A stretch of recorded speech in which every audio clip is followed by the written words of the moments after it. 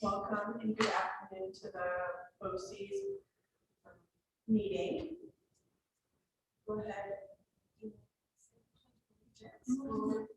I forgot. I apologize.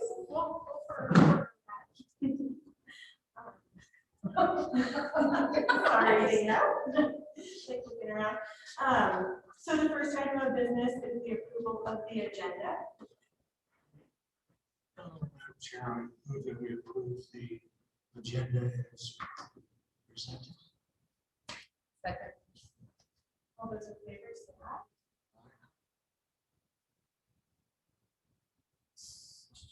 So do I have to make a point of voting aye? Yes. I would assume so. George. George is not supposed to be. Oh. Charlie George, but George, Okay, great. So aye. Item number 2, approval of the minutes of the January 18th, 2021 BOCES minutes. We have a chance to review those.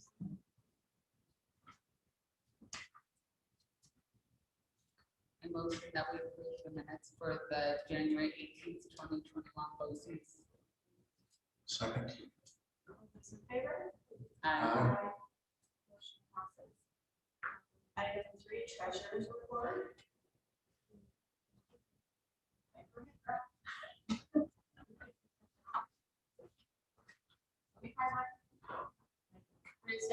December's treasurer's report. Our total BOCES fund balance was $210,546.11. Major receipts essentially allotted to Carbon County Treasurer at $9,880.32. Interest income of $35.89. Class registration fees of $720. Western Miami Community College $1,232.20. Donations from Valley Park Imagination Program of $1,875. Concurrent tuition from Western Miami $2,970.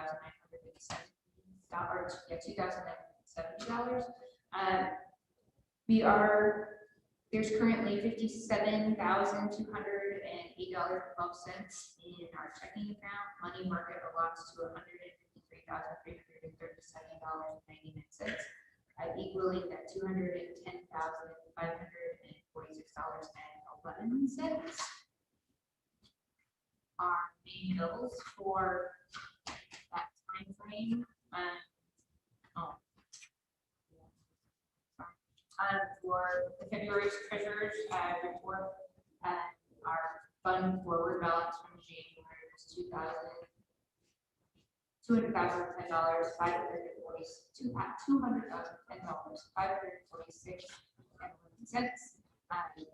Our revenues were $2,870.76. February bills were $5,063.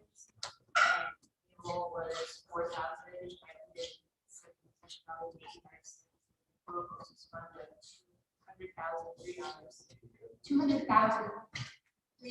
$203,746.39. Main receipts came from Harding County Treasurer of $2,254.08. Interest of $36.68. Tuition for $480. And we still have $50,371.72. Money market is $174.67, bringing us to that total of $203,746.39. Yeah.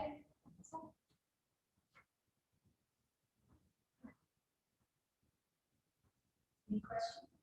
Good. Thank you, Beth. You're welcome.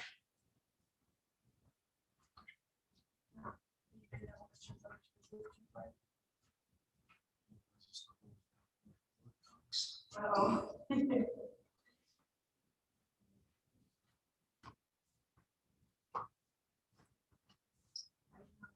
4, consideration of bills.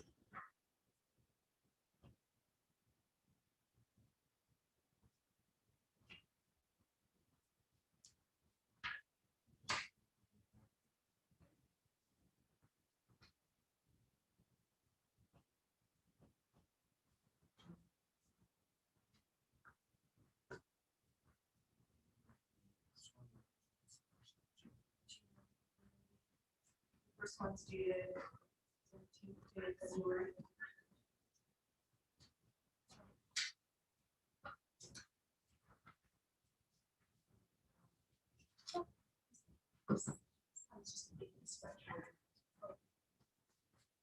Oh, So it looks like,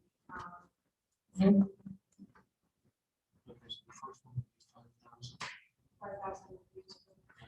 I'm sure I move that we approve the payment of bills on 17th of February of $5,092.63. second. All those in favor? Aye. Motion carries. And then we have next is for March, or not, yeah, it says March. I motion that we pay the March bills in the amount of $1,714.54. Second. Motion and a second. All those in favor, say aye. Aye. Aye.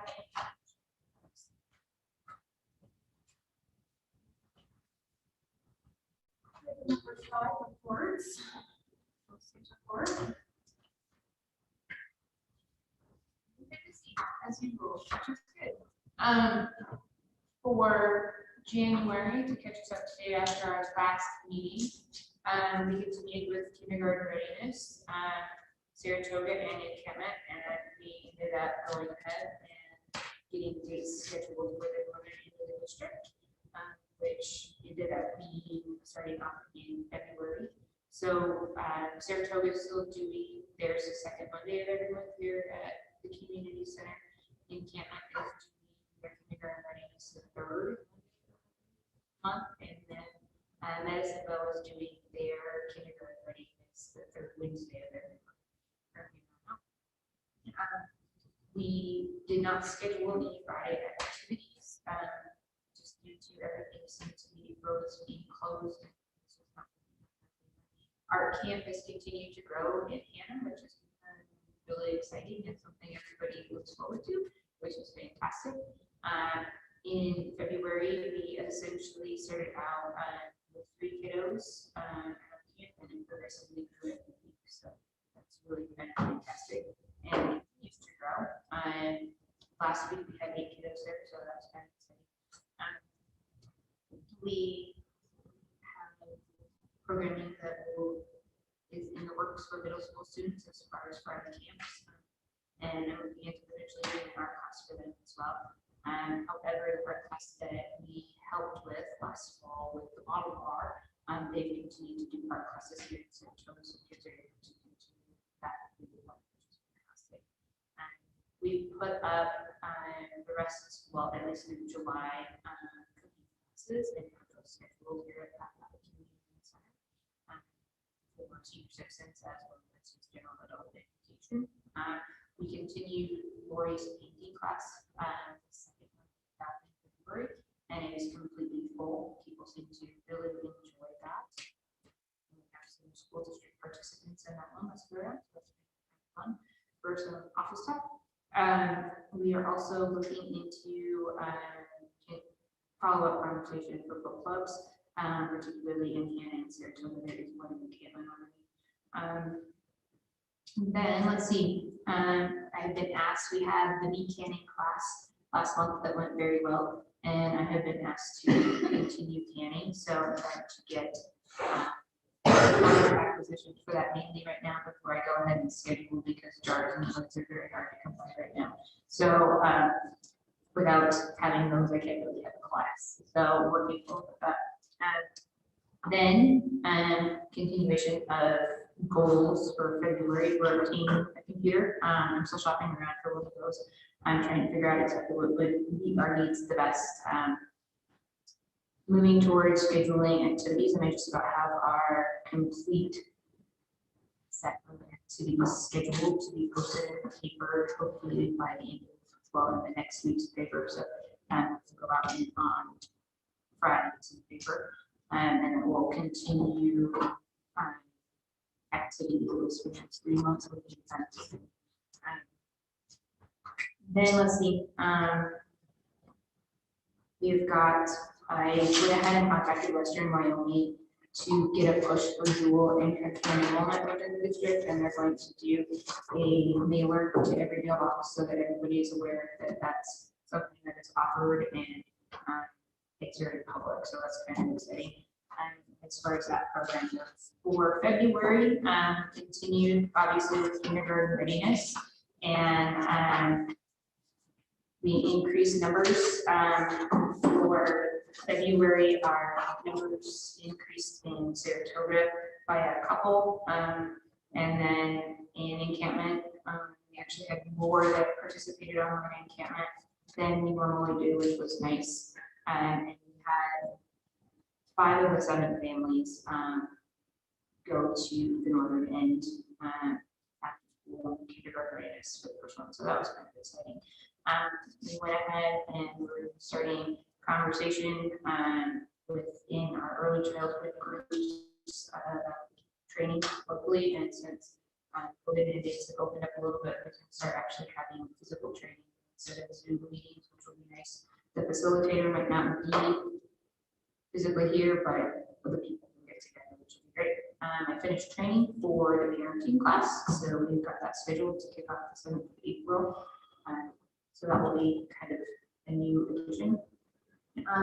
Continued Hannah Art Camp, so that we're in our 8th, so that's kind of exciting. We ended up doing an inventory for middle school activities and what equipment in the schools. And I've been talking to individuals who have previously done Lego camps, and we talked about this last year, but then COVID hit and we couldn't do them. And so I will be track positions and teachers that would be interested in doing some of Lego camps for kids. I went ahead and did the second COVID clinic volunteering that focused on senior citizens and continued the conversation of what they've been wanting, and got some other wonderful ideas, and they're very excited about starting to do movies, even whether it's a movie night on that niece. So we're trying to get a list of potential interesting movies that we're planning to. And then we have started the conversation again in the senior citizen centers of starting up the tech company that we have done in previous school years. And then obviously coding class will continue, art classes continue, and parenting class will kick off. But that's where we're headed right now. The parenting class, you said that would be April 7th. 7th. And then is that here in Saratoga? Yes, that will be here at BCC. And it will be every Wednesday for 6 weeks, because it's essentially a 6-week session. We'll see how that ends up working out. And then we'll tweak it from there depending on whether we need more time in between for activities or whatnot.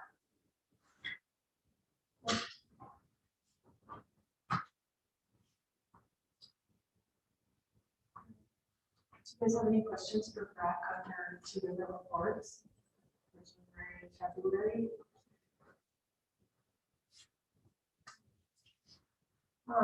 I know one thing Brad and I talked about that she's working on her schedule. That would be really helpful. I have a hard time keeping track of everything that's going on and when they're happening. So it'd be really nice to be able to like look at a month ahead and a couple months ahead and see like a continual progression of all these amazing events. And I think that it would just be a lot easier to follow. So that would be the only comment that I have. I think everything it just seems like there's so much going on with all the different classes, different age groups. So I'm excited to see what's going to happen too with some of the COVID restrictions. We're all using out. Thank you, Brett, for your report. There is no unfinished business to discuss at this time. Item number 7, audience. Audience comments. So item number 8 under new business. First item is early childhood book bags. Yes, so with one of the trainings I've currently been taking, it's all about anti-bias, but it is fallen at my doorstep multiple times in the last few weeks. about issues that have been happening amongst kids, not only in preschools, but in our younger classrooms. And it's talking about certain very pointed concepts of whether or not it's divorce or separation, disease, loss in the family. Kids are picking on each other, and it is an anti-bias situation. And I mean, we can always grow in race, we can grow in religion. But in this study, I've been going through, and it's groups from all over the state that sit in on these cohorts.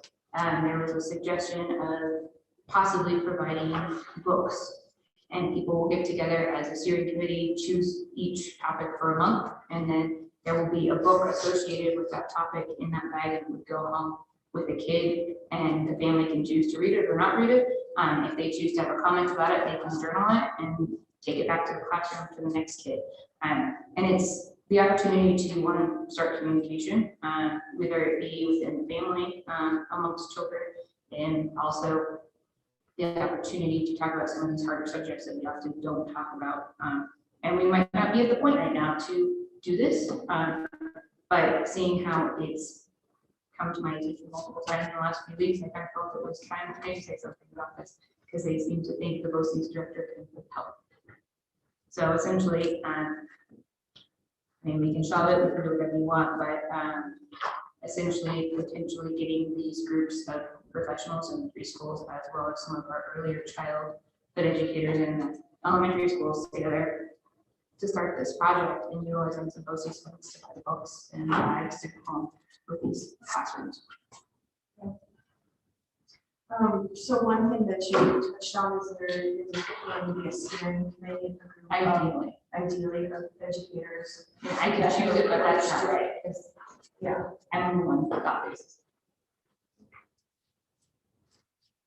Okay, I might ask the books, and is there a source to go through? I noticed the not sure, the YECPLC. But when I go to their site, I don't really find anything. No, because they're a brand new group within the state, so they're essentially 2 years old. They're part of, but everybody will be seeing here shortly, they're directing a lot of the early childhood new standards that the legislature will be looking at here. And they're the ones that have been helping us do a lot of the trainings that we have been involved with as far as the preschool population goes. They don't necessarily dictate what books we choose, and it would be that steering committee, because you can Google anti-bias and lots of various topics come up, as well as lots of various books. And so that steering committee would help choose those titles. Okay, because in December, in the American School Board Journal, there was an extensive article encouraging board members to get involved in the fight of systemic racism. And so I read the article and everything.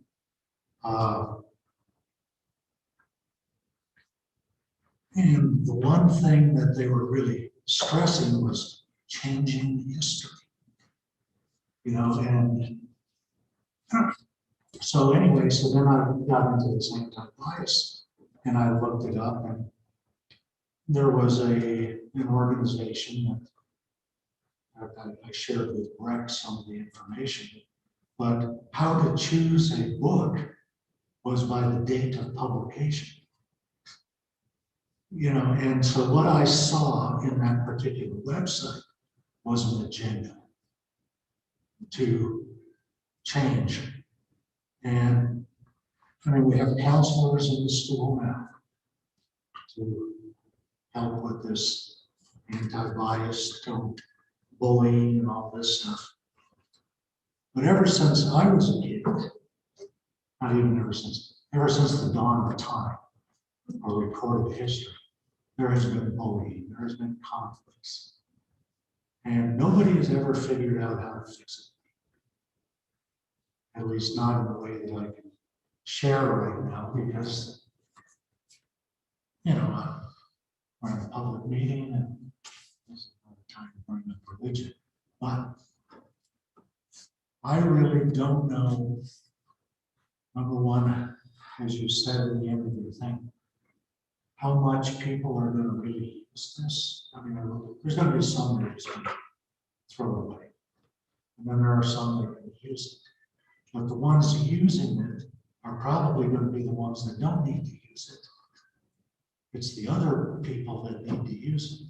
So I just wonder whether this would be worthwhile financially and how we would ensure that the information we're getting from these books, which is possibly the steering committee, you know, that the subjects,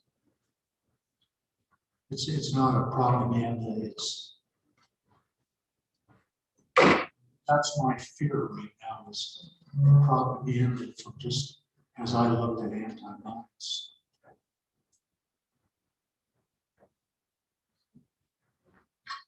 I'm totally confused. No, you're not. Okay, You didn't confuse me with the house stuff. thank you. What do you think, Karen? Do you have any thoughts on it? I think probably along the lines of a lot of things Joe said. I don't know that the kids that read it are usually the parents at home that do it are usually the ones that don't necessarily, the kids might not need it. The ones, it's hard to reach those ones though, what to do to help those kids dealing with different things. And it's funny because kids, even kids like concept of bullying, now if they don't get their way, you know, I'm being bullied. Understanding that that's now such a strong word to use for those types of things makes it difficult. I don't know if we could, and I know this has to do with some preschool and stuff like that. What do our guidance counselors do? Now, this is just, doesn't Mr. Hoops go into classes every, just saying from Saratoga, from what I know. Yeah, And the counselors do go in and talk to kids during the day. I mean, we have asked them what their schedule or how often or that sort of thing. I know Deb Berger does the same thing again. so I wonder, well, way back when I was in school, they did, you know, like they went in and discussed different topics, you know, you did a worksheet or something like that. So I don't know. I know there's an anti-bullying thing that they go in and go over with the elementary for sure. Yeah. So how often, I'm not sure. But how especially, I get the not like bullying on types of things, but I mean, that would be very hard for me to get books on religion and that type of stuff that don't offend people by any chance, or are they pretty? The ones I looked at don't appear to be offensive, but I'm somebody who doesn't get very offended, so there you go. And correct me if I'm wrong, Brett, you were looking at this especially to start out potentially in the preschool. And so we're talking about a counselor and And they don't have access to that. Yeah. Is there any way to support the preschools in that, and instead of sending it home?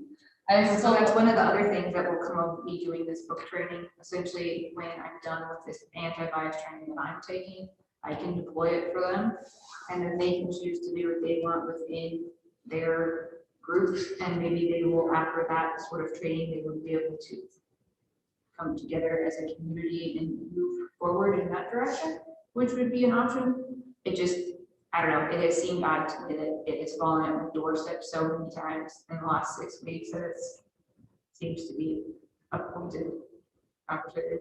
Well, and I think probably on that level, probably preschool wise, they don't have a whole lot of training in.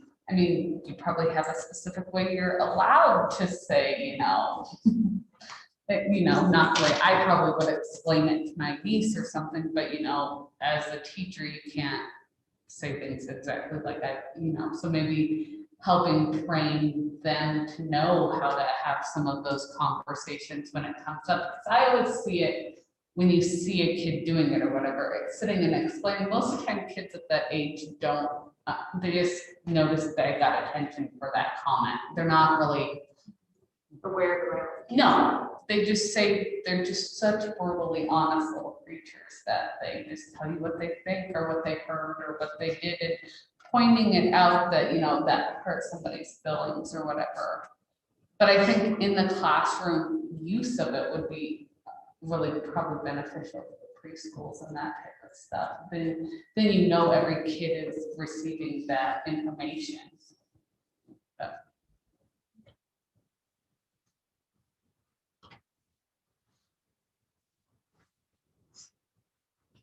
Any other comments? Into advice or that? Are you looking for any additional direction or questions? No. Next, new business item, purchase of BOCES items. So since we're having a lot more events, and unless people directly know me and know I'm associated with BOCES, I have no way of, people have no way of knowing that unless I verbally tell them. So I would like you guys to vote on giving me some funds to give me a name tag and maybe get something stitched or screen printed that says BOCES Rec on it so that people know. Both of those are really great ideas. Both of them are pretty easy too. So, I got some of. okay, is there a second? Second. All those in favor, say aye. Aye. Aye, motion passes. Our next meeting is next month, April 19th, 3:45 here at the community center. Adjourned.